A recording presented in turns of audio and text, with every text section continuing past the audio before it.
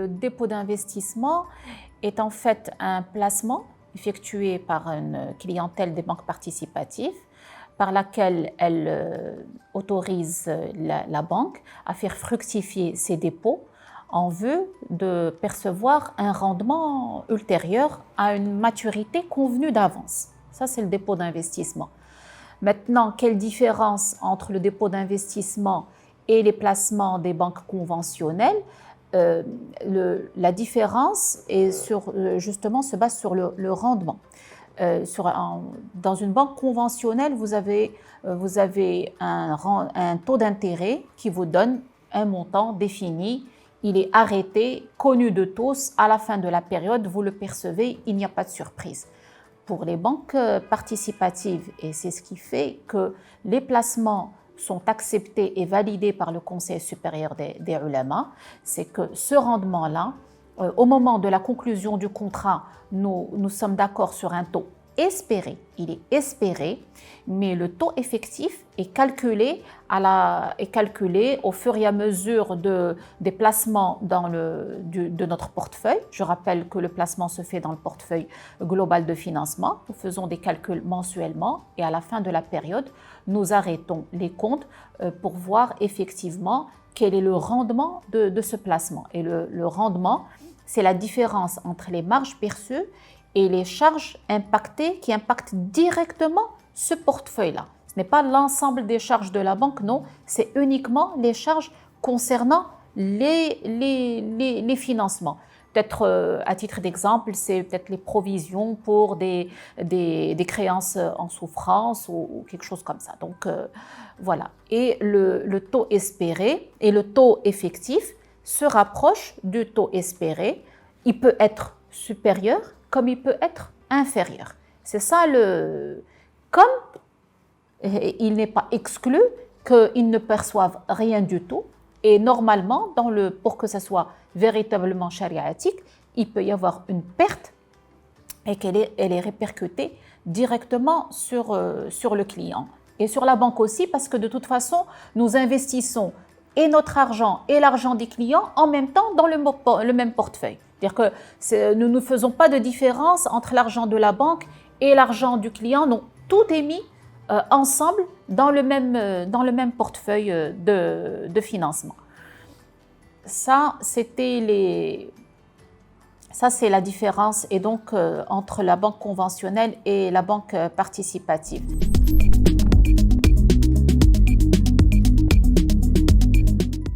Comment est-ce qu'ils fonctionnent, ces dépôts d'investissement? En fait, l'ensemble de l'argent qui est à notre disposition, que ce soit l'argent mis à notre disposition par notre clientèle dans le cadre des dépôts d'investissement ou notre capital disponible ou les fonds qui nous sont confiés par des contrats wakala, tout ça est mis dans notre portefeuille de financement et donc sert à financer l'économie réelle parce que Banque Al-Yusr, en sa qualité de banque de l'entreprise, finance l'entreprise et finance donc l'économie réelle. Donc nos clients participent au financement de l'économie réelle, ils financent des projets. À la fin de chaque mois, nous faisons nos calculs. Quelles marges bénéficiaires sont collectées sur la base de ces financements. Nous retranchons les charges directes de ce portefeuille-là et là, nous avons un rendement global. Sur ce rendement global, il y a la part de la banque et la part des dépôts d'investissement. Donc, c'est défalqué, nous prenons la part des dépôts d'investissement et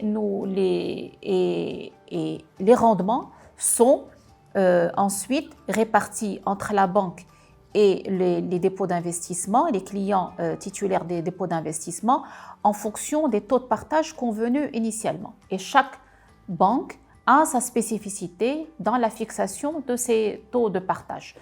Banque Al-Yusr a choisi d'avantager sa clientèle dans le cadre de ce partage-là. D'autres peuvent choisir de rester à égalité. En tout cas, ça, c'est quelque chose qui est négocié à l'avance avec le client, qui est expliquer aux clients, comme nous lui expliquons au début notre politique d'investissement, notre politique risque, tout ça parce que le dépôt d'investissement requiert véritablement que l'on soit transparent. Comme notre client peut supporter des pertes à la fin, la moindre des choses, c'est qu'il sache au préalable ce que nous allons faire de son argent et comment nous allons le fructifier.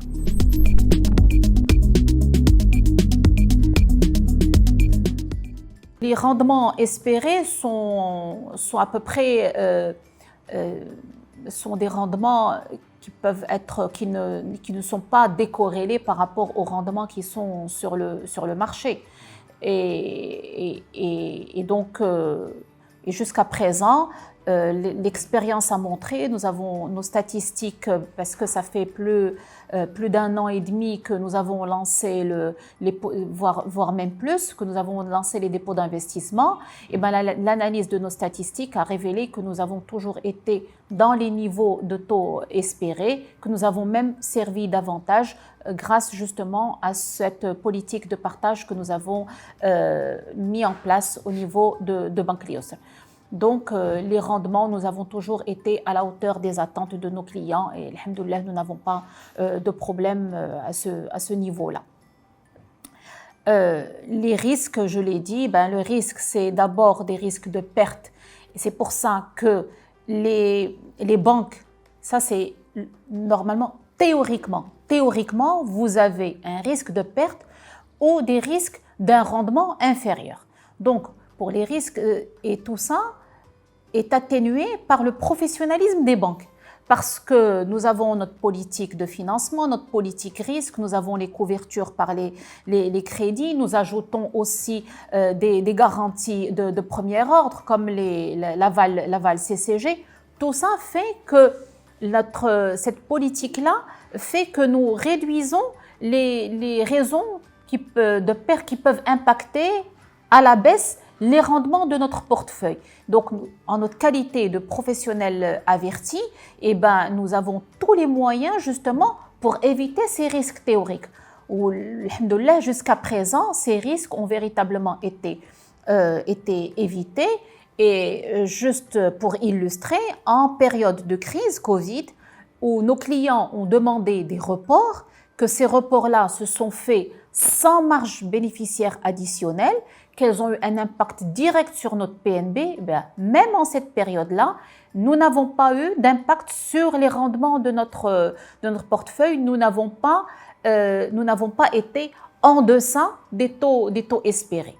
Et en période normale, nous la dépassons, nous pouvons dépasser jusqu'à un dépassement qui peut aller jusqu'à 12% du rendement attendu. Nous ne servons pas 12%, mais 12% par rapport au taux espéré initialement.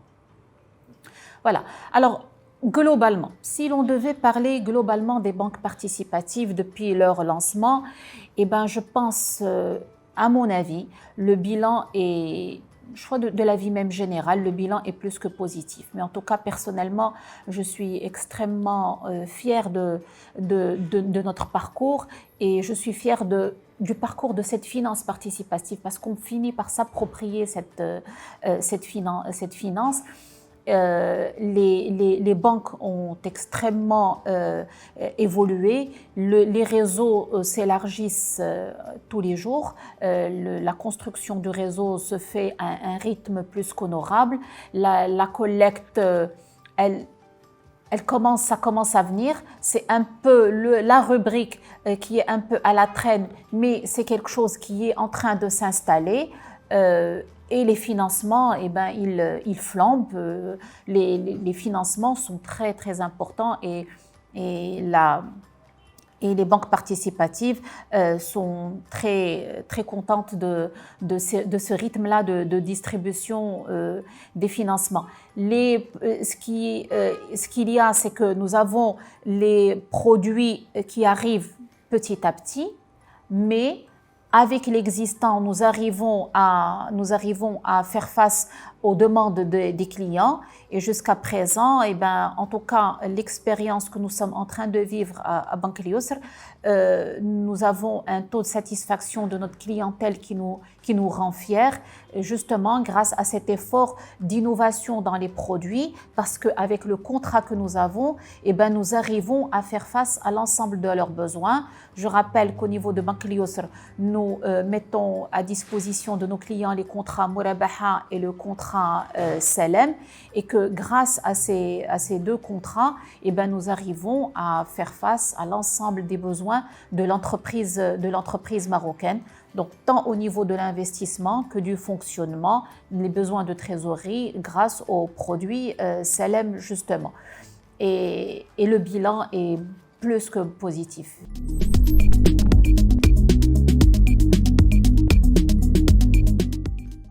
La crise Covid a eu un impact sur nous dans la mesure où on a arrêté à un moment donné, entre mars et juin, l'activité a été vraiment réduite au minimum.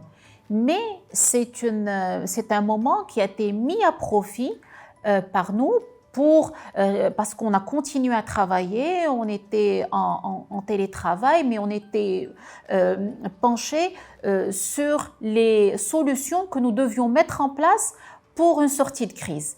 Et donc, vraiment, c'était une période salutaire pour la banque. Et en sortie de crise, nous sommes très contents de l'allure que prend notre dynamisme. Nous avons un tout autre dynamisme depuis la sortie de crise, et ça, je parle de la banque, et globalement, nous remarquons une certaine reprise en ce moment, où cette vague qui est en train de s'annoncer se calme et se tasse avant qu'elle n'impacte à nouveau notre économie. Le Maroc est sur une très belle dynamique, alhamdoulilah, et j'espère que rien ne retardera cet élan que nous avons tous.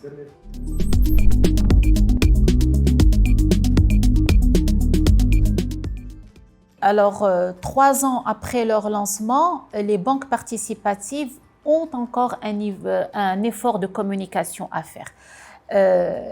Souvent, les gens ont besoin de comprendre ce que c'est qu'un produit participatif, ont besoin de comprendre la différence entre une banque conventionnelle et une banque participative, parce qu'il y en a. Il y a des différences, certes, indéniables, et donc, et c'est pour ça que régulièrement, Banque Al Yusr communique et nous tient des webinaires pour expliquer à chaque fois les produits participatifs, et nous veillons à communiquer parce que nous sommes conscients de notre rôle et que chaque banque participative doit vulgariser au maximum les produits participatifs, vulgariser les concepts participatifs pour que les gens comprennent et fassent leur choix en toute liberté. Il faut juste que les gens comprennent, et après, c'est à eux de choisir. Voilà, donc, mais oui, il y a un effort de communication à faire qui reste à faire. Les gens sont de plus en plus nombreux à nous faire confiance, ils sont de plus en plus nombreux à nous rejoindre, nous en sommes ravis, mais nous avons encore du chemin devant nous. C'est pour ça que nous ne baissons pas les bras, c'est pour ça que nous n'arrêtons pas de communiquer, pour expliquer. C'est pour ça que nous mettons tout à disposition de nos clients et des non-clients pour qu'ils prennent contact avec nous et pour qu'ils comprennent ce qu'est véritablement la finance participative et les produits participatifs.